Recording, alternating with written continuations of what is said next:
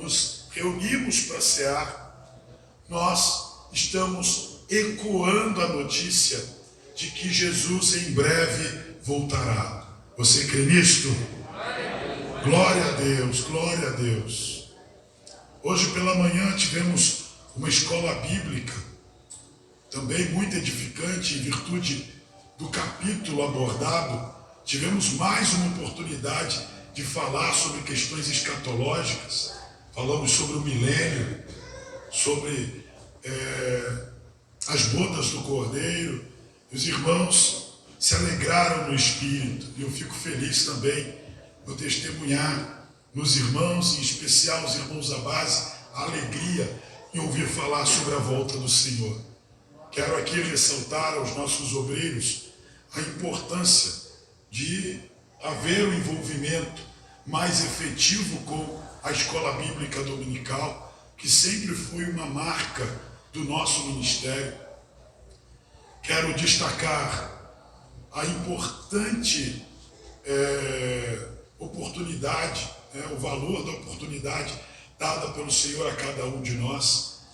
O apóstolo não pode ser responsabilizado pela unção que cada um carrega sobre os ombros, porque você recebeu uma unção da parte do Senhor, que lhe incumbe da responsabilidade de morrer para o mundo e viver para o reino de Deus. O apóstolo não é culpado por você haver aceitado a unção. O trabalho, a faculdade, a família não podem ser desculpa para que você sirva a Cristo relaxadamente. Não sirva a Cristo relaxadamente. Faça um esforço. A sua vida é muito menor que o seu chamado, porque Jesus nos ensinou que aquele que tem o chamado precisa morrer, porque o chamado é maior. Amém? Diga glória a Deus. Glória a Deus. Quero destacar ainda que muitos dos nossos irmãos hoje ausentes estão distribuídos pelas congregações. Então se alegre, porque existem pessoas fazendo a obra de Deus.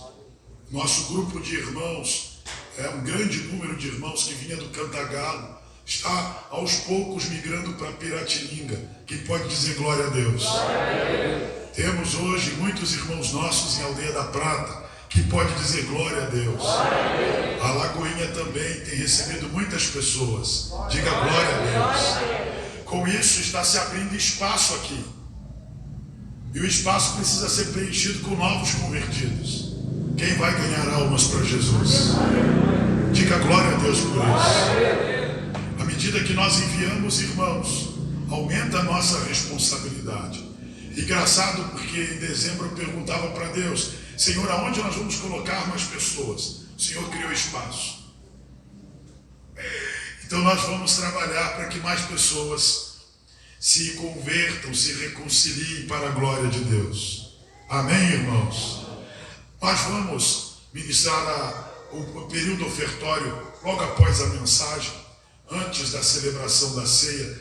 Então eu quero te convidar a abrir comigo a sua Bíblia, no Evangelho segundo Marcos, capítulo 16, verso de número 14 em diante.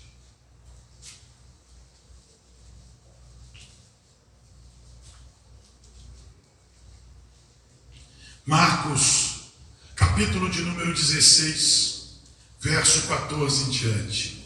Estamos no ano da manifestação da palavra de Deus em nós e do compromisso firmado na eternidade de renunciar ao pecado. E a temática profética deste ano, sempre nas ocasiões de Santa Ceia, tem sobre nós um impacto extraordinário. Isso em virtude de nós sentirmos na pele o peso da mesa do Senhor, do ponto de vista do temor que ela deve promover em cada um de nós. Porque a Santa Ceia nos remete diretamente à obra vicária de Jesus Cristo. Ele morreu na cruz para que, por intermédio do seu sacrifício, eu e você tenhamos acesso à extraordinária salvação que Ele conquistou por nós. Nós fomos comprados por um alto preço. E a Bíblia nos afirma na primeira carta de Pedro, que o sangue de Jesus é mais valioso que ouro, prata e pedras preciosas. Eu e você estamos aqui para preparar o nosso coração para a ceia. Então diga para o seu irmão que o seu coração esteja aberto para receber a palavra do Senhor. Diga glória a Deus. Então vamos ler juntos esse texto. É um texto extraordinário, mas também intrigante. E você já vai entender por quê. O texto diz assim: finalmente apareceu aos 11, estando eles assentados juntamente, e lançou-lhes em rosto a sua incredulidade e dureza de coração, por não haverem crido nos que o tinham visto já ressuscitado. E disse-lhes: ide por todo o mundo, pregai o evangelho a toda criatura. Quem crer e for batizado será salvo, mas quem não crer será condenado. E estes sinais seguirão aos que crerem.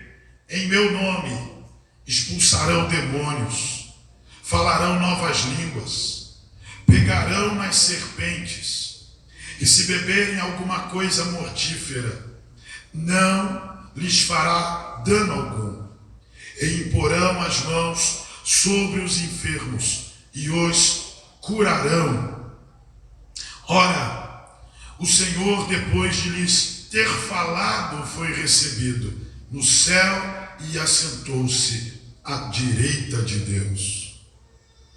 E eles, tendo partido, pregaram por todas as partes, cooperando com eles o Senhor e confirmando a palavra com os sinais que se seguiram. Diga amém. Amém. Diga amém. Amém. Feche os teus olhos. Senhor amado, nós queremos bendizê-lo pela palavra do Senhor que acabou de ser lida. Estamos, Senhor, felizes porque em mais uma noite de ceia nós estamos congregados para o adorar. Queremos aqui, Senhor, te louvar, te glorificar, te agradecer por este privilégio, porque essa palavra nos salvou. A sua palavra entrou em nossos corações e produziu a fé necessária para que, confiados no Senhor, pudéssemos ser transportados das trevas para o reino do Filho do seu amor, ó Pai. Então, que nessa noite, mais uma vez, possa o Senhor, pela sua palavra, ministrar aos nossos corações, nos edificar, nos fortalecer, nos agraciando, meu Deus, com o conhecimento do Senhor, dando-nos pleno discernimento e dotando-nos de autoridade pelas Escrituras Sagradas, para que possamos manifestar o reino do Senhor até que o Senhor venha. Que o Senhor esteja renovando os nossos corpos, renovando a nossa alma. Remove todo o cansaço, toda a fadiga. Remove, Senhor, todo abatimento de espírito. Leva as nossas mentes cativas ao trono de sua graça. E dessa maneira, Deus, neutraliza toda a dispersão, toda a tentativa do inimigo em roubar a semente que vai ser lançada. Que nenhuma semente seja desperdiçada, mas que a tua palavra possa produzir em cada um de nós o resultado para o qual ela tem sido mandada, assim como a neve e a chuva que do céu cai, e para lá não tornam, sem que antes façam o que lhe apraz. Que o Senhor possa encontrar lugar para operar, para se manifestar em nós e através de nós, em nome de Jesus. Diga amém. Amém. Se assente, por favor. Glória a Deus. Deus seja louvado. Deus seja louvado. Amados irmãos, nós estamos aqui congregados para em mais uma noite recebermos uma palavra da parte de Deus. O texto que nós acabamos de ler revela o que para Marcos ou João Marcos foi a última aparição do Senhor aos discípulos antes dele ser assunto aos céus. E o texto aqui nos mostra um cenário onde o Senhor Jesus identifica nos discípulos o que o texto descreve como incredulidade. O Senhor lança no rosto dos discípulos a incredulidade e a dureza do coração deles, porque em algum momento eles duvidaram daqueles que foram ao encontro deles, dando testemunho de que o Senhor havia ressuscitado. E o interessante é que em Mateus capítulo de número 16, quando o Senhor indaga os discípulos a respeito de quem diziam os homens ser o Filho do Homem, o apóstolo Pedro havia se destacado por haver declarado que ele, pelo menos ele, estava dizendo aos homens que Jesus Cristo é o Filho de Deus, que Jesus Cristo era o Messias. Isso me chama a atenção, porque de acordo com o exame dos evangelhos, nós percebemos que quando Jesus faz essa pergunta aos discípulos, para nenhum deles era novidade a marca de Cristo. Todos eles já conheciam Jesus como Messias. E é fácil que nós rapidamente cheguemos a essa conclusão. Por quê? Porque no Evangelho de João, no capítulo de número 1, o texto narra a aproximação dos fariseus e escribas a João Batista numa sequência de 3 dias. No primeiro dia, os fariseus vão até João e perguntam se ele é o Cristo. Ele responde: não, eu não sou, mas após mim vem um que é mais poderoso do que eu, de quem eu não sou digno de desatar a sandália dos pés. Eu vos batizo com água para arrependimento, mas ele vos batizará com o Espírito Santo e com fogo. No dia seguinte, João estava de novo batizando. Os fariseus e os escribas estavam lá observando, estavam testemunhando o grande número de pessoas que abriram mão de ir a Jerusalém, onde estava o templo, para orar, para receber ensino dos sacerdotes, para ouvir um profeta que, à semelhança de Elias, se vestia de pelo de animais e tinha um cinto de couro, além de, como Mateus 3 relata, se alimentar de gafanhoto e mel silvestre. Enquanto eles estavam no segundo dia, observando João Batista pregando a mensagem do arrependimento, aparece um homem. E quando João Batista o vê, João declara em alto e bom som: eis o Cordeiro de Deus que tira o pecado do mundo. E, de acordo com os evangelhos, João vai até o Mestre Jesus e diz para ele: eu necessito ser batizado por ti, e vens tu a mim para que eu o batize? E o Mestre lhe responde, de acordo com o relato de Lucas: é necessário que se cumpra toda a justiça. Em outras palavras, que tudo que o Pai determinou seja feito conforme a sua vontade.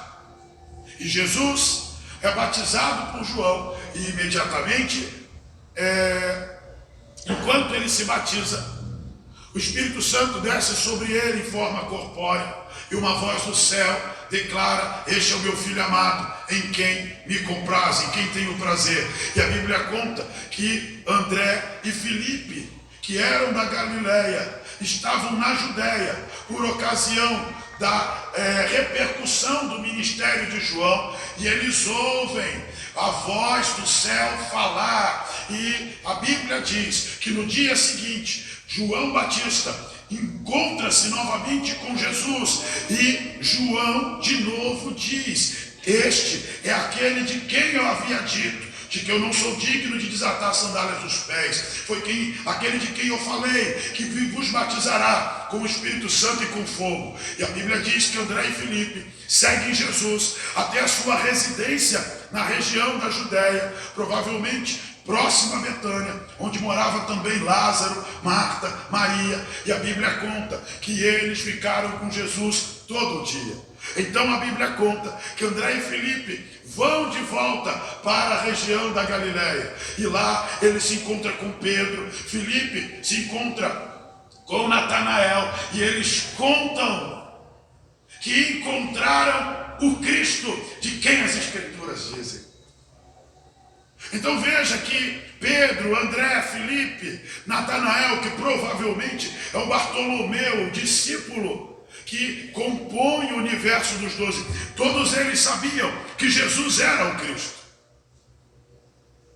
Um outro episódio interessante está em Mateus 14, quando Jesus caminha sobre as águas, ele repreende o vento e o mar ali, e os discípulos, depois de verem o milagre, Pedro andou sobre as águas, entrou no mar, afundou, naufragou, e quando ele se afogava, Jesus o ergue e coloca no barco, e quando eles entram no barco, os discípulos numa só voz dizem: verdadeiramente és o Filho de Deus. Glória a Deus. Veja, eles não tinham dúvidas de quem era Jesus, mas em Mateus 16, Jesus perguntou: quem dizem os homens? Jesus não pergunta quem vocês dizem.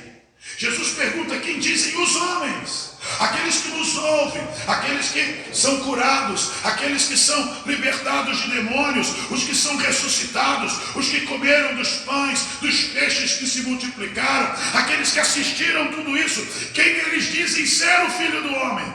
E Filho do Homem é uma expressão dada ao Messias, um título reservado ao Messias, ao Mashiach, porque ele é o descendente da humanidade que pisa a cabeça da serpente, mas tem o seu calcanhar ferido.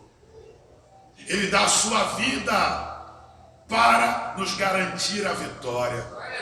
Alguém que estava disposto a ser picado em nosso lugar, para que eu e você pudéssemos ter a oportunidade de viver.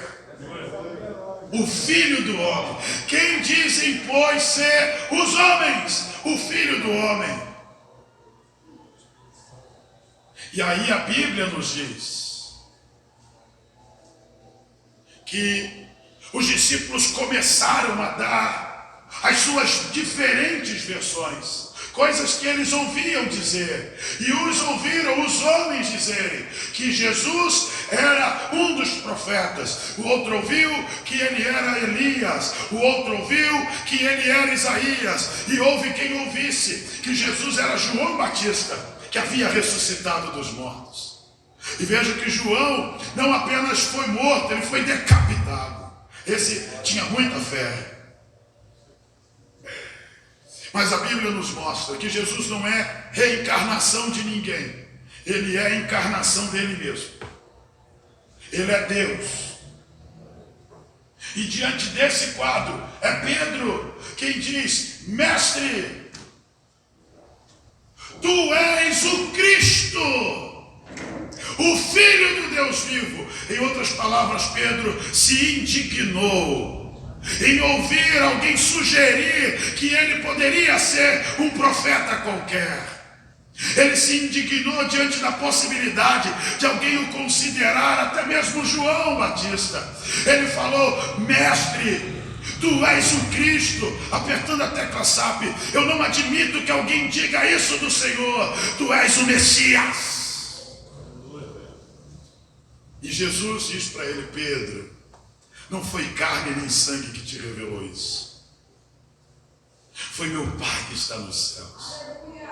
Porque na altura do capítulo 16, Pedro, o Pedrão, já havia visto o pão multiplicar, o peixe multiplicar, já havia andado sobre o mar, ele já havia visto Jesus repreender o vento e o mar. Ele já não tinha dúvidas, a alma dele estava possuída de fé. Aleluia. Então perceba que a convicção no Cristo, no Messias, estava no coração deles. Jesus, depois que Pedro foi instituído, depois que Pedro fez essa confissão, Jesus constitui Pedro, o primeiro tijolinho da edificação que é a igreja. Ele diz: tu és Pedro, e sobre esta pedra edificarei a minha igreja, e as portas do inferno não prevalecerão contra ela. Tudo o que você ligar na terra será ligado nos céus. Pedro, por essa confissão que Jesus declarou ser uma revelação do Pai, foi projetado como o primeiro crente do rol de membros da igreja. Não o primeiro papa, o primeiro crente. Então perceba que os discípulos tinham inúmeras evidências de que Jesus era o Cristo. No capítulo 16 mesmo, você vai ver lá, Jesus dizendo aos seus discípulos que era necessário que o Filho do Homem, que o Messias, fosse a Jerusalém e padecesse pela mão dos anciãos e dos escribas. E é lá que Pedro também diz: mestre, não vá para Jerusalém, não morra, fica conosco, continua nos ensinando, fazendo milagres. E Jesus disse: para trás de mim, Satanás, porque você não entende as coisas de Deus, você só entende as coisas do homem, mostrando que qualquer homem que tenta obstruir a vontade do Pai está automaticamente cooperando para os interesses do inimigo. Você está entendendo isso? E Jesus identifica no zelo de Pedro uma artimanha de Satanás. E parece assustador, né? No zelo de Pedro há uma artimanha de Satanás. E é interessante porque na nossa trajetória nós identificamos muito carinho, muito cuidado das pessoas com obreiros. Acontece comigo, com os pastores da igreja. Mas eu sempre fico atento a conselhos do tipo: para, não faça, não vá, descansa. Porque o que tem que ser feito, tem que ser feito. E veja que Jesus tem essa experiência com um discípulo. E ele diz para Pedro: arreda-te de mim, Satanás. E a razão pela qual o diabo usa os lábios de Pedro ali é porque Pedro não compreendia as coisas de Deus, só entendia as coisas do homem. Então ele entendia que morrer é ruim, sofrer é ruim, padecer é ruim, ir para um ambiente onde você vai ter conflitos, batalhas, vai ser hostilizado, é ruim. Mas no entendimento divino, espiritual, ir até lá significava ter o Martins na missão apostólica imersão nessa noite, significava ter o Paulo na missão apostólica imersão nessa noite, ter o Otávio sentado nessa igreja nessa noite, ter a Raquel, a Vânia, o Alain sentado aqui nessa noite. Então, ir para a cruz, padecer pela mão dos anciãos e dos escribas, não representava ou significava perda, era parte do plano de Deus. Então, sofrer pela vontade de Deus nunca será derrota, nunca será perda, nunca será dano, porque aquilo em que Deus está operando, agindo e realizando, mesmo que doa na nossa carne, mesmo que seja como Paulo falou, o espinho em nós, saiba de uma coisa: a graça de Deus nos basta. Amém. Mas para crer assim, não basta entender as coisas do homem, porque as coisas desta vida vão produzir justificativas.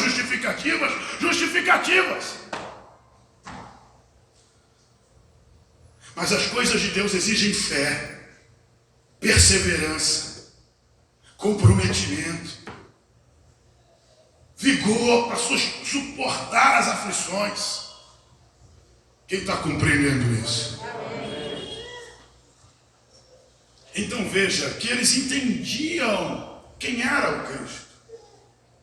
Ele ali diz para os discípulos: se alguém quiser vir após mim, deve tomar a sua própria cruz, deve negar-se a si mesmo e seguir-me. Veja que Jesus deu todo o caminho, deu toda a orientação aos discípulos, para que eles compreendessem plenamente quem ele era e para o que ele foi enviado. É nessa ocasião que Jesus explica cuidadosamente o plano de redenção. Você vai ver lá em Mateus 16 que Jesus detalha para os discípulos: olha, é necessário que eu vá a Jerusalém, que eu morra, que eu padeça. Vocês estão compreendendo? Eles sabiam tudo. Mas quando ele é preso no Getsemane, quando ele é levado pelos sacerdotes e escribas e pelos soldados, quando ele é exposto a um julgamento dos religiosos, quando arrancam a sua barba, quando lhes bofeteiam, quando testemunhas falsas são despertadas para o acusarem, quando ele é condenado a receber açoites, lançado numa prisão, quando ele caminha pelas ruas, pelas vias dolorosas, exposto, humilhado, envergonhado, sofrido, tratado como um salteador, a fé desses homens se abalou. Ele foi pendurado numa cruz, ele sangrou no Calvário, eles viram seu corpo sendo retirado, eles testemunharam a fala das mulheres que limparam seus vergões, que prepararam o seu corpo para o sepultamento. Eles viram a pedra sendo colocada na porta do sepulcro. Eles testemunharam Pôncio Pilatos designando soldados para vigiarem a porta do sepulcro. Então, na cabeça desses homens, acabou. Toda aquela fé foi abalada pela circunstância. Você está entendendo? Mas Jesus, ao terceiro dia, ressuscitou. E de acordo com Paulo, ele apareceu com infalíveis provas de sua ressurreição para mais de 500 testemunhas. Mas essas testemunhas corriam para os 12, iam ao encontro deles para dizer: Pedro, Tiago, João, André, Filipe, Judas, nós encontramos o Cristo. E eles reagiam: tem certeza do que você viu?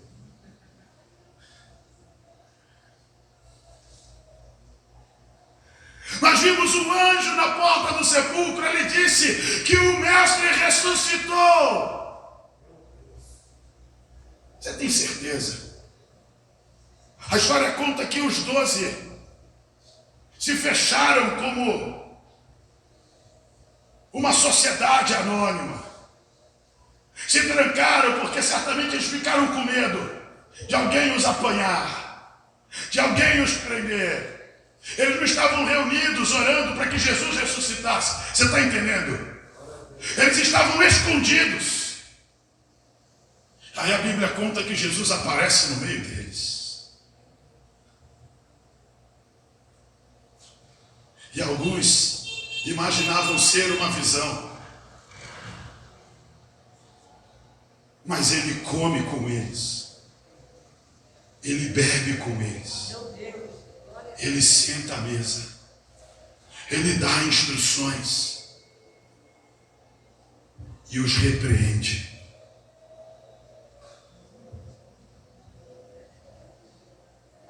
Porque Jesus entende que havia neles incredulidade. E incredulidade é falta de convicção em algo ou alguém. O indivíduo incrédulo quanto à fé em Cristo pode ser alguém confiante para muitas outras coisas, você está compreendendo? Pode ser confiante para fazer um extraordinário móvel como Alain. Pode ser alguém confiante para cuidar de pacientes como a Vânia. Pode ser alguém confiante para fazer uma sessão de psicologia como a Carla. Vocês estão compreendendo? Para construir uma casa como o Tavinho. Ninguém constrói casa como o Tavinho. Mas preste atenção. Mesmo confiante para muitas coisas, se você não confia na obra de Cristo, você é incrédulo quanto a Cristo. E a incredulidade desses homens era uma incredulidade quanto a Cristo. Pedro, de acordo com João, mostrou que depois de 3 anos andando com Cristo, ainda sabia pescar. Ele foi para o mar com os seus irmãos, lançou redes de novo, estava pescando de novo, semi-nu. E aí Jesus está na praia. A Bíblia diz que ele estava cozinhando, assando peixes. Pedro, para pegar peixe, precisa entrar no barco, precisa ir a alto mar. Jesus está na praia, sem se molhar, e tem peixe na brasa. Meu Deus!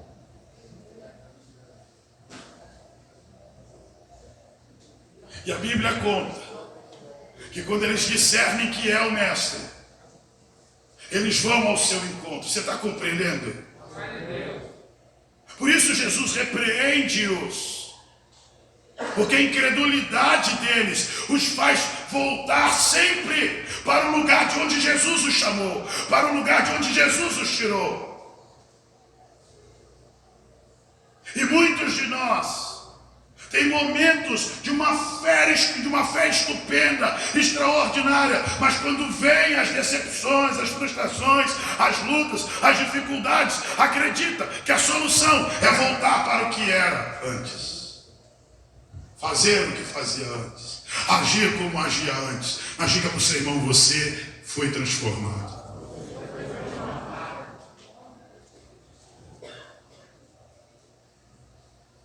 Você está dentro de uma nova perspectiva de fé, de uma nova cosmovisão em relação à vida. Então preste atenção, porque esse é o cenário aqui. Jesus os exorta por eles não crerem que ele havia ressuscitado. Então o texto nos mostra que Jesus lhes comissiona, lhes dá um envio, lhes dá uma missão. Jesus disse: ide por todo o mundo, pregai o evangelho a toda criatura. Ele diz: quem crer e for batizado será salvo, mas quem não crer será condenado.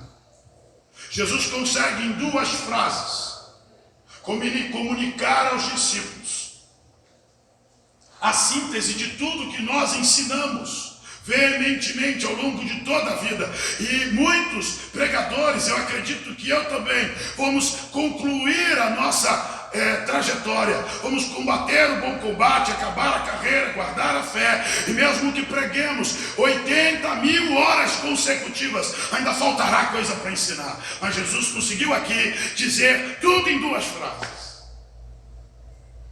Ele dá aos discípulos propósito, direção, objetivo. Ele disse: ide e pregai, porque a pregação é a solução para o que os afetou.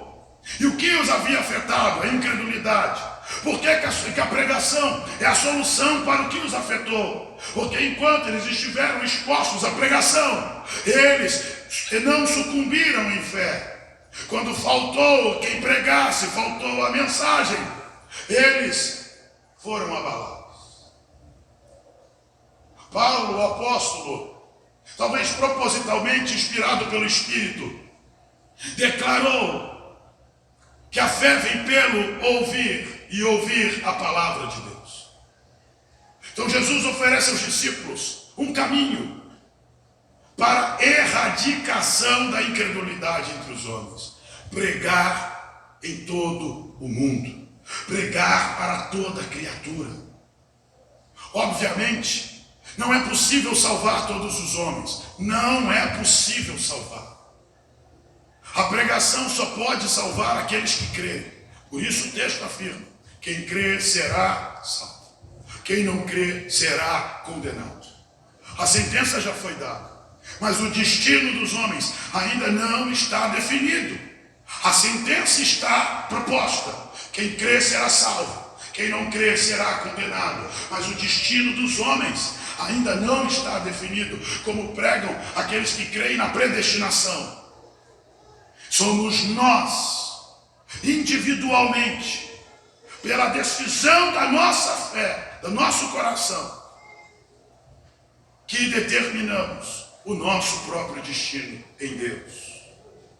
E Ele espera que cada um de nós, expostos à pregação do Evangelho, façamos a escolha pela salvação. Então, observe o que ele fala aqui sobre sinais. E estes sinais seguirão os que crerem. Em meu nome expulsarão demônios, falarão novas línguas, pegarão em serpentes. Se beberem alguma coisa mortífera, dano alguns fará, imporão as mãos sobre os enfermos e os curarão. Veja que o homem que tem fé é seguido de manifestações.